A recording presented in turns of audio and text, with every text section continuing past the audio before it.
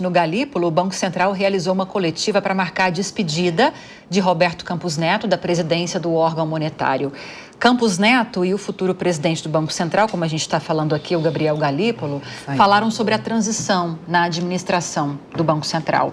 Com a alta do dólar, a pressão na coletiva foi grande em cima da diretoria do BC.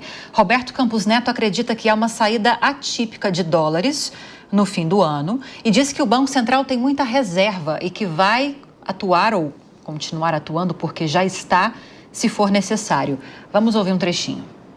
A gente teve uma confluência de fatores. A gente teve vamos dizer assim, uma percepção por parte do mercado de piora no cenário fiscal por uma frustração. A gente tem, ao mesmo tempo, uma percepção que os fatores causadores da desinflação americana têm algum questionamento em relação a isso, e isso culminou ontem com a reunião do FED. A gente tem uma percepção, a gente tem um questionamento em relação à política americana nova, essa política, vamos dizer assim, principalmente na parte externa, o que isso gera de fluxo. Então, a gente teve vários fatores confluindo ao mesmo tempo, num período que geralmente a gente tem já uma sazonalidade de saída e que às vezes tem liquidez reduzida. E é por isso que a gente está fazendo a intervenção na forma como nós estamos fazendo, mapeando o fluxo dia a dia.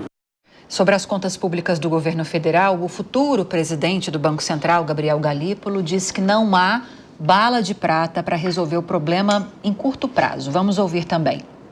O tema das dificuldades e problemas das contas públicas brasileiras, elas já estão aí sendo tratadas há algum tempo na literatura, seja por uma questão de eficiência, seja uma questão do ponto de vista de justiça tributária, seja porque a gente tem uma rigidez do orçamento, seja porque tem regras de crescimento que são complexas, que é muito difícil você apresentar qualquer tipo de projeto, programa fiscal que vá ser uma bala de prata, que vá dar conta de endereçar todos esses problemas que existem durante todo esse período no curto prazo ou no curtíssimo prazo. Vamos seguir então falando um pouquinho sobre essas falas do atual ainda e futuro presidente do Banco Central. Vou começar com você, Luana Tavares. O Roberto Campos Neto atual bateu na tecla da necessidade da intervenção para tentar controlar o câmbio, que é o que o Banco Central já vem fazendo nesses últimos dias com leilão de dólares. E Galípolo enfatizando o quê? Não há uma bala de prata para resolver a questão fiscal aqui no Brasil. A gente tem um governo que apresenta uma proposta, um pacote fiscal. Nem todo parlamentar concorda com o conteúdo desse pacote fiscal, vai fazer mudanças, que é o que está acontecendo. E assim a gente vai seguindo a vida, né? Cada um faz a sua parte, mas não tem uma saída milagrosa para resolver fiscalmente, para resolver essa questão da economia aqui no Brasil. Ele tá certo, Lívia. Não tem bala de prata, não é uma solução simples, porque a gente sabe que existem várias variáveis que afetam o mercado, que impactam nessa percepção. Uma boa parte é, sim, essa sensação de confiança, né? A gente está falando de investimento, a gente está falando de negociações, a gente está falando da competitividade nacional. Ela depende, sim, de confiança. E essa confiança, ela ficou abalada. A gente está falando agora desse cenário de fim de ano, mas a gente está desde o início do ano, né? A gente passou por várias discussões, foi se jogando muito para frente qual seria a medida que seria tomada para controlar a questão de gastos. Assim que foi apresentado no início do mandato a meta fiscal, né? Ali qual seria o modelo de cálculo novo para essa meta fiscal. Já se colocou na mesa que ela seria impossível de ser atingida somente com melhorias de receita, que era um pouco ali a previsão inicial. Então, assim, há um desgaste também, né? A gente está olhando agora essa foto do momento, mas quando a gente olha o filme todo da economia, de como foram conduzidas essas negociações, essas articulações e as medidas que se esperava serem tomadas logo no começo do governo, a gente entende um pouco o porquê também dessa saturação e dessa falta de crédito, essa falta de credibilidade do governo ao anunciar um pacote que prevê ali, obviamente, um impacto fiscal, teve esses sinais trocados que geraram uma insatisfação do mercado, mas há um pacote, foi feita uma proposta, só que ele foi feito muito próximo do final do ano, né? Já chegando aí, como a gente falou aqui, no final de novembro, dando pouco tempo para a Câmara fazer o debate, as articulações, as modificações e votar esse projeto. Então, tem um desgaste, um cansaço. E não está na mão 100% do ministro Haddad, do presidente novo ou do atual do Banco Central, mas sim, e nem 100% só na mão do presidente Lula também, uma vez que a gente depende do Congresso. Então, ele está certo em dizer que não há bala de prata, mas óbvio, ele faz parte ali de um grupo que é responsável por medidas que vão mostrando essa credibilidade e recuperando essa credibilidade, né, Lívia? Porque agora, de fato, a maior meta que esse time e, obviamente, que a gente vê ali em vários momentos esse time tentando convencer o presidente, né? Convencer o presidente de medidas que eles sabem que têm que ser tomadas. Mas agora, a maior meta desse time é a recuperação dessa credibilidade, porque sem ela a gente não vai conseguir estabilizar esses números e tampouco conseguir gerar o resultado fiscal que a população merece para que a gente tenha tranquilidade aí de um ano de retomada, de crescimento, de atração de investimento, de olhar para as pautas importantes, né? Lembrando que a gente está falando aqui de medidas para a gente acertar as contas, né? A gente nem começou a falar ainda aonde a gente precisa investir, problemas que a gente tem no nosso país, sociais, econômicos, de investimento para atração de competitividade, melhoria da competitividade, mas também para resolver aqueles problemas de desigualdade, segurança pública. Então, eu não vejo a hora, sinceramente, aqui falando como a Ana, no tom de desabafo, não vejo a hora da gente trocar esse filme, mas, obviamente, depende de muitos fatores e essa confiança precisa ser retomada. Agora, o fato é, né, Ana, se 2025 começar como 2024 está terminando, vai ser um baita de um desafio para Galípolo, que vai assumir a presidência do Banco Central. E muito pressionado, né? E muito pressionado porque, como Roberto Campos Neto também não foi alvo de muitas críticas, muito pressionado para mudar a política monetária, para começar a baixar a taxa básica de juros. E aí, com o dólar nas alturas, a inflação só vai crescendo. E qual que é o remédio do Banco Central para a inflação? Aumentar a taxa básica de juros.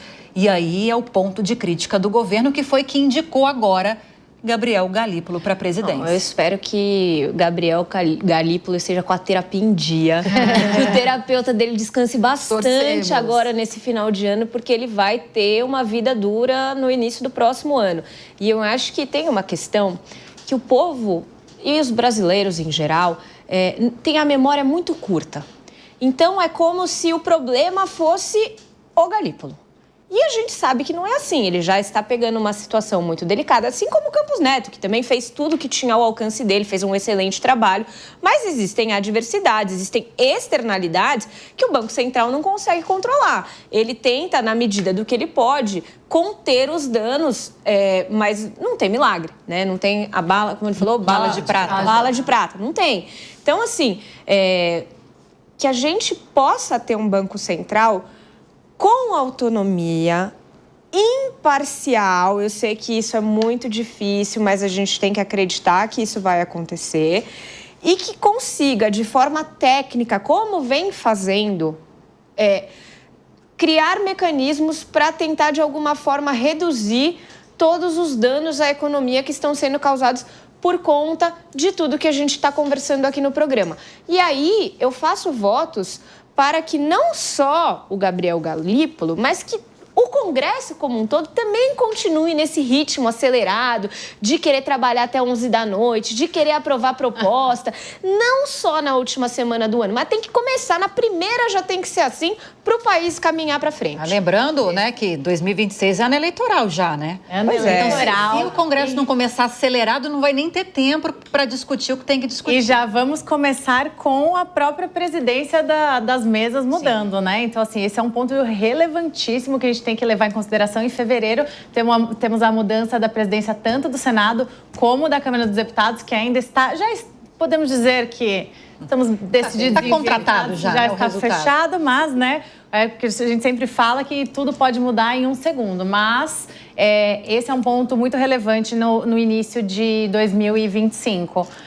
Muitas coisas podem acontecer e eu tenho certeza que esse ímpeto todo para aprovação tem que acabar agora, né? Porque estamos virando o ano e justamente para cumprir esse pacote de gastos. Ano que vem a gente tem outros tipos de problemas para lidar.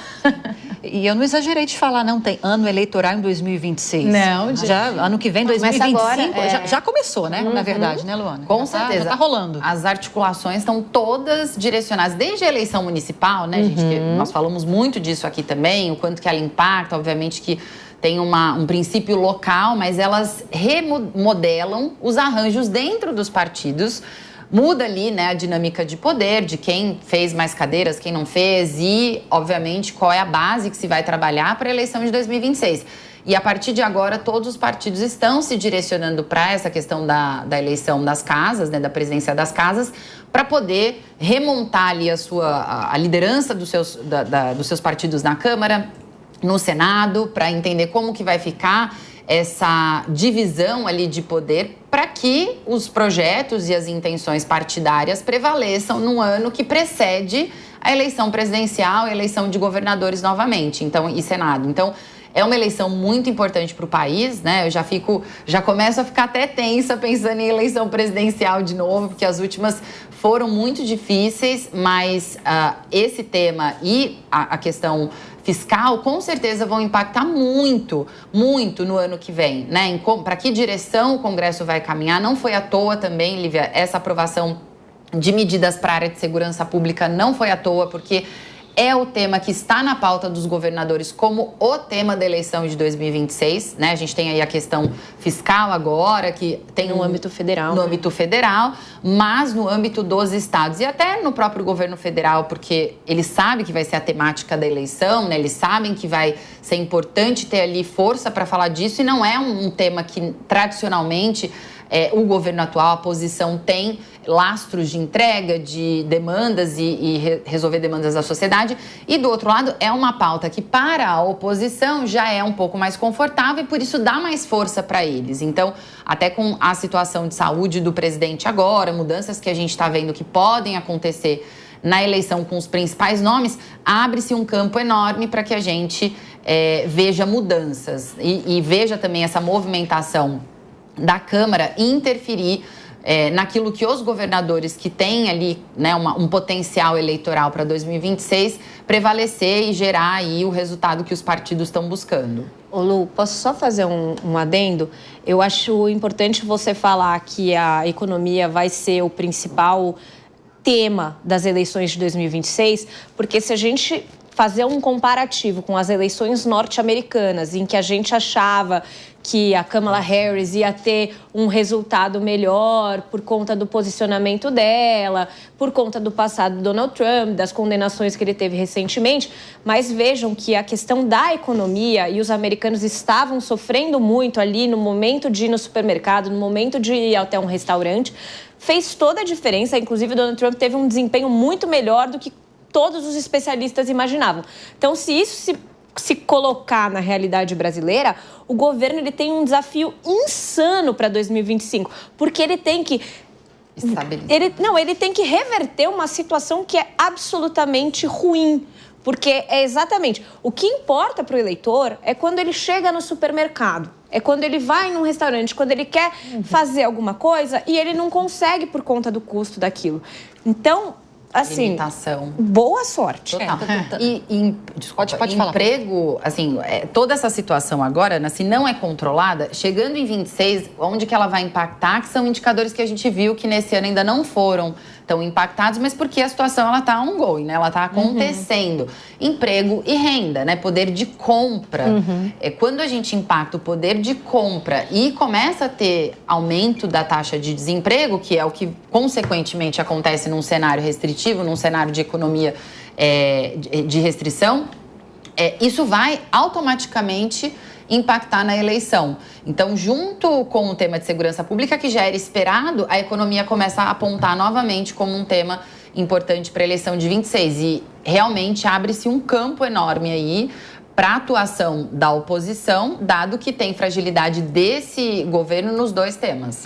Só para fechar a discussão, a gente até teve nessa semana uma pesquisa Datafolha, eu procurei aqui a pesquisa para trazer exatamente o dado que eu quero trazer aqui, porque foi mais de uma, né? Democracia? Foi mais de uma. Não. perguntando para a população, né, para os entrevistados, sobre uma avaliação, pedindo uma avaliação da economia brasileira, da gestão de Fernando Haddad.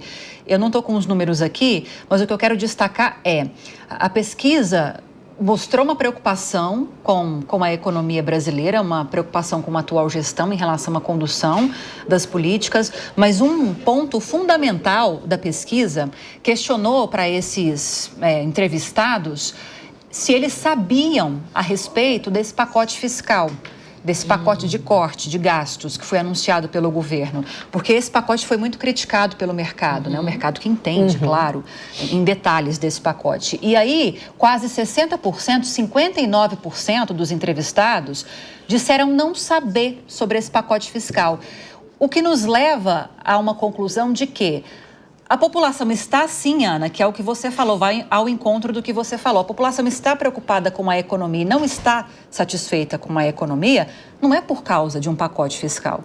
É porque vai no supermercado e está mais caro. Nem sabe o que é pacote. A conta de energia está mais cara. Então, é isso que pesa sensivelmente no bolso do brasileiro e que acaba fazendo a população a ter esse tipo de conclusão em relação à economia brasileira. E ainda falando nisso, gente, o Banco Central admitiu oficialmente que terá um novo estouro da meta de inflação nesse ano. É isso que a população sente no bolso, né? Que é a inflação. Isso significa que o IPCA ficará acima do teto da meta, que é de 4,5%. Caso isso aconteça, essa será a terceira vez que a meta de inflação vai ser descumprida. Para 2025, a autoridade monetária aponta 50% de chance de o IPCA ultrapassar o limite. Que é isso que a gente está falando, né, Priscila? Para a população, não é esses 4,5% ou 4,7% de inflação, não é esse dado que preocupa, embora seja um dado preocupante, porque ultrapassa um limite estabelecido de inflação aqui no país. Mas é porque isso reflete muito nos gastos básicos da população. E quanto mais pobre, mais pesa. Sim, foi o que eu acabei... Eu até falei isso anteriormente, que eu falo assim, olha, eu não mexo com dinheiro, mas a gente tem o bolso, né? E aí, quando você fala que mexe com a população, eu me incluo nisso. É claro, em que sentido que eu me incluo? A gente tem um poder menor de poder gastar, por exemplo. A gente vê alta da carne, alta do arroz. Isso reflete, de alguma maneira, a influência que tem na inflação. Então, é claro que se você perguntar para a população, como você aqui colocou os dados, né, das pessoas que desconhecem a respeito até mesmo da reforma, a pessoa não vai saber, ela pode não saber tantos por cento e tal, mas ela sabe que se ela comprava tantos ovos, né, eu estou dando exemplo aqui aleatório, ela comprava 10, hoje ela compra 6, isso né, como eu vou explicar, um resultado, eu quero falar, um resultado desse menor poder de compra em razão do preceito inflacionário. E, curiosamente, como a Ana aqui colocou, eu não tenho visto, por mais que nós estejamos otimistas, né, e penso que nós todas aqui da mesa, a gente vê a população um pouco preocupada, porque gás, né, gás de cozinha, carne, e eu estou falando apenas dos alimentos, fora a alta de outras coisas, de luz, água, que vai ter esse reflexo, né? Então, eu penso que a população já está sentindo no bolso e, estando sentindo no bolso, eu até falava isso antes de chegar aqui com meu marido, como o governo, né, ele tende a uma questão mais assistencialista, eu acho que ele também não está satisfeito. Logo, acho não, né? Claro que não está, né?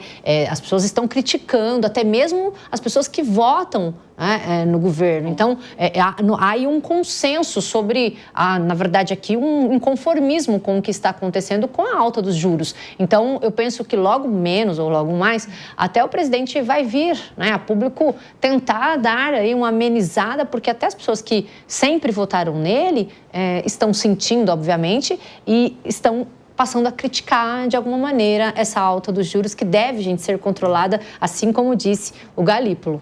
E quando o próprio Banco Central traz uma notícia dessa, que certamente terá outro estouro, o que esperar da economia, né? Realmente é extremamente preocupante pra gente. E não é pequeno, né? A gente está falando aí de uma probabilidade que antes era de 36% de ter o estouro, foi para 100%, né? 100%. Sim.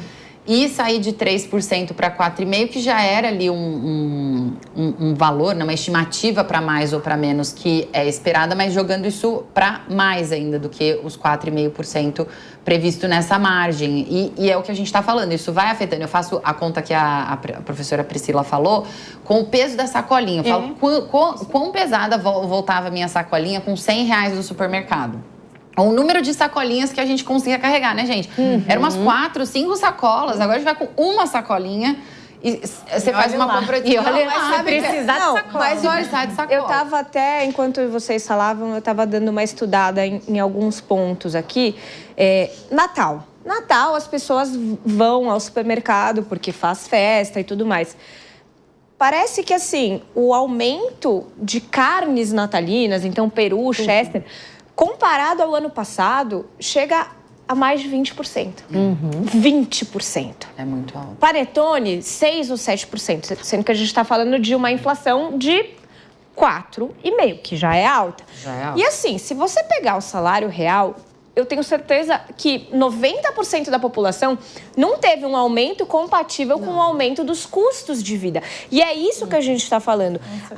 A dificuldade do governo, né, a dificuldade da economia é porque no dia a dia das pessoas ela está impactando negativamente de forma muito exacerbada. Um aumento de 20% no período de Natal. Quantas pessoas não vão conseguir comprar o peru esse ano, entendeu?